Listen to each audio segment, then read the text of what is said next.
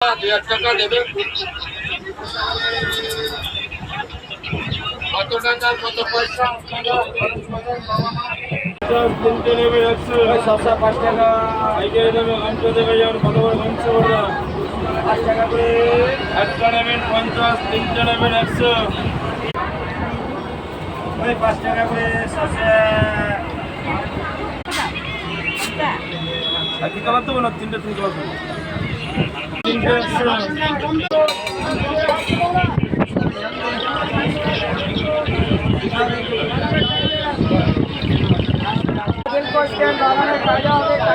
আমি বাইরে